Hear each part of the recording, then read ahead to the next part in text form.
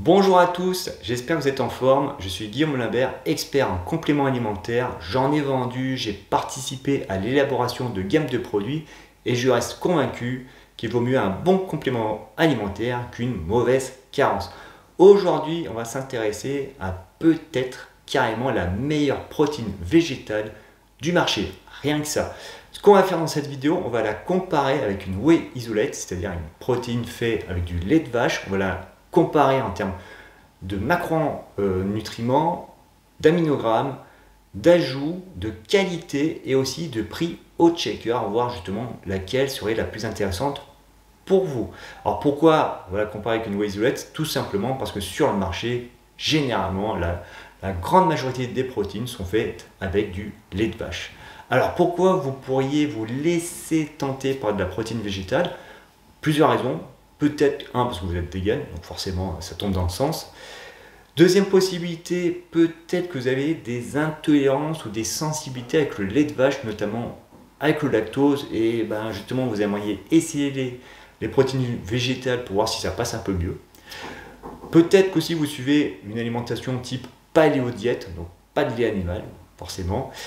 Ou pourquoi pas, c'est juste de la curiosité, savoir, tiens, est-ce que vous réagissez mieux avec une protéine végétale qu'une protéine type whey, est-ce que ça ne serait pas mieux pour la performance, la récupération, le gain musculaire, bref. Donc de toute façon, on attaque tout de suite dans le vif du sujet, on va parler donc de macros, mais avant, quels sont les deux produits sélectionnés pour la vidéo, en sachant que je n'ai aucun lien financier avec aucun fabricant, donc je vais rester vraiment le plus objectif possible et impartial. Je suis parti sur la VivoLife pour la protéine végétale. Vous allez voir, c'est quand même solide.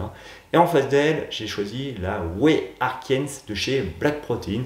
Donc c'est une 100% isolate fait avec du lait de vache. Donc c'est une protéine, ce qu'on appelle laitière. C'est pas une fromagère. Donc c'est quand même pareil. De toute façon, maintenant sur ma vidéo, je vais parler que de produits très haut de gamme.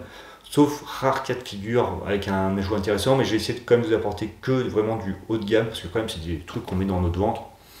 Donc autant se mettre de la qualité. Donc macro. Alors qu'est-ce que ça raconte en termes de macro? Je vous mets des photos à l'écran. Bon, là le débat va pas durer très longtemps. C'est clairement un avantage sur la whey isolate. Pourquoi? Parce que la whey Arkens on est à 86%, tandis que la protéine végétale on est à 70%. Donc forcément, si on reste sur les chiffres, le point il est pour Black Prot, pas de problème à ce niveau-là. Après, ça reste quand même convenable, j'ai envie de dire, à 70%, surtout pour une protéine végétale, parce que des fois sur le marché, vous allez voir, c'est même plus bas que 70%. Et même, j'ai envie de dire, si vous comparez la VivoLife avec des protéines laitières, mais qui mélangent concentré et isolate, où des fois on est à 72-75%, ça reste hyper raisonnable. Après, le problème, c'est si vous, tout est important parce que vous faites des sports avec catégorie de poids ou si vous faites du culturisme, il faut arriver à 3-4% de matière grasse sur scène, forcément chaque calorie compte. Donc dans ce cas-là, forcément, c'est sûr qu'il faut mieux s'orienter vers la whey isolate qui est beaucoup plus pure qu'une protéine végétale. Donc 86-70, le point pour la protéine isolate. Maintenant, on va se concentrer sur l'aminogramme. Donc en gros, l'aminogramme, c'est les acides aminés qui constituent la protéine. On va commencer par les BCAA, les acides aminés branchés, donc c'est des acides aminés essentiels, c'est-à-dire que votre corps n'est pas capable d'en produire, donc il faut y apporter de façon externe. Et surtout dans les BCAA, il y a la fameuse leucine, la Rolls-Royce des acides aminés pour le muscle. Mais la leucine, elle n'est pas toute seule parce qu'elle marche mieux avec la valine et l'isoleucine. Qu'est-ce que ça raconte? Et là, on a match nul. Et ouais, un match nul. Pourquoi? Parce que les deux, vous êtes à 18 grammes de BCA pour 100 grammes d'acide aminé. Alors attention, c'est pas par checker, mais pour 100 grammes d'acide aminé, les deux sont à 18% de BCA, donc match nul. Par contre, pour aller plus loin, on va aussi s'intéresser au EAA. Alors là, c'est toutes les acides aminés essentiels, toutes les acides aminés, donc toutes les acides aminés que notre corps n'est pas capable de produire, mais qu'il lui faut. Donc là, forcément, dedans, dans le calcul, on retrouve les BCA, mais plus, on va rajouter aussi la lysine, l'histidine, la méthionine, le tryptophane, la thréonine et la phénylalanine. Sauf que je n'ai pas bouffé de syllabes, c'est bon.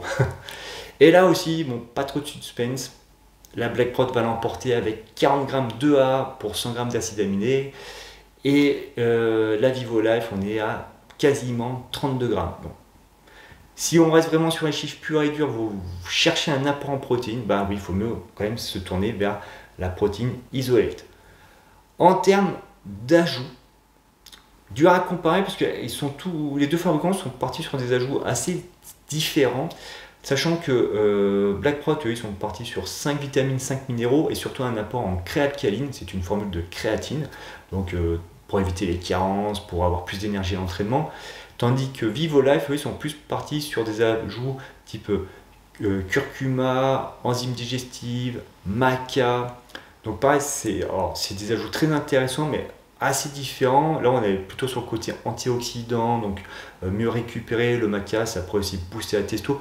Alors, concernant le maca et le curcuma, j'ai fait des vidéos dessus, donc je vous laisse farfouiller sur ma chaîne vidéo, sur ma chaîne, oui, ma chaîne YouTube. D'ailleurs, si vous n'êtes pas abonné, profitez-en. Donc, dur vraiment à être vraiment objectif parce que les ajouts sont quand même relativement différents, sachant que des fois il y a des ajouts qui se retrouvent au niveau par exemple du zinc. L'apport en zinc est plus solide chez Vivo Life, le zinc est un minéral qui peut jouer entre autres sur votre taux de testo, mais pas que ça, le zinc pareil, j'ai fait une vidéo dessus, donc dur à comparer. Par contre, où c'est intéressant de les comparer, c'est en termes de qualité. Pourquoi? Parce que là vous allez voir un truc, Black Prot, c'est quand même solide, c'est une marque française qui essaie de faire vraiment bien les choses. Ils passent par Volac au niveau de leur lait pour faire la protéine laitière. Donc vraiment de la bonne qualité. Mais il faut avoir un truc, c'est que la Vivo Life, ils sont allés très très très loin en termes de qualité. Il n'y a que des, comme ils disent sur leur paquet, que des vrais ingrédients. C'est-à-dire qu'il n'y a pas d'édulcorant, de colorant ou d'arôme artificiel. Tandis que ça, que dans la Black Prot, par exemple, il y a du sucralose qui est un édulcorant artificiel. Donc chez Vivo Life, il n'y en a aucun d'artificiel. Notamment pour le côté goût, ils ont ajouté un édulcorant naturel avec les feuilles de stevia. Donc vraiment là, il n'y a pas d'herbicide, il n'y a pas de pesticides. C'est contrôlé en laboratoire. Donc vraiment, ils sont allés même plus loin que du bio, quoi, pour vous dire. Donc que des ingrédients naturels, pas d'édulcorants, colorants ou arômes artificiels. Donc Black Prot c'est solide, mais là franchement Vivo Life ils ont fait très très fort en termes de qualité du produit. Voilà, rien que ça. Après, par contre, si on parle du prix au checker, ça se ressent un petit peu parce que j'ai pris les gros conditionnements des deux marques. Il faut savoir que chez Black Prot, vous serez à 1,29€ le checker, tandis que Vivo Life, vous êtes à 2,05€. Donc ça fait quand même une petite différence en termes de checker, pas le double, mais pas loin quand même, 40% en plus. Donc, verdict, que faire? Bon, comme je vous ai dit, si vous faites des catégories de poids ou du culturisme et que vous faites de la compète, forcément, chaque calorie compte, donc il n'y aura pas vraiment le choix, j'ai envie de dire. Il faudra partir sur de la whey isolate, ça serait mieux. Après, ça dépend de vos objectifs. Si vous cherchez un gros apport en protéines, en faisant attention à votre budget, il faut mieux partir encore une fois sur la whey protéine. Par contre, si vous cherchez vraiment le produit le plus qualitatif possible, le plus naturel possible, sans herbicides, sans pesticides, etc., là, la Vivo Life, moi, elle a mon choix à ce niveau-là. C'est vraiment en termes de qualité, c'est hyper béton, quoi. C'est vraiment... Après, à tester, alors, comme je l'ai dit, moi j'ai testé les deux produits, franchement les deux se mélangent bien, j'ai bien aimé le goût des deux produits, même franchement les Vivo Life qui ont fait que des produits qu'avec des ingrédients bruts, franchement le goût ça passe bien. Après c'est vrai que c'est assez subjectif, c'est mon palais à moi, ce qui me plaît va peut-être pas vous plaire, mais bon, je vous apporte quand même mon expérience. Après si vous avez déjà essayé, n'hésitez pas à les mettre dans les commentaires, et même si vous avez déjà testé pour vous une protéine végétale supérieure à la Vivo Life, n'hésitez pas à le mettre dans le commentaire. Ça pourrait toujours être intéressant pour une future vidéo. À très vite.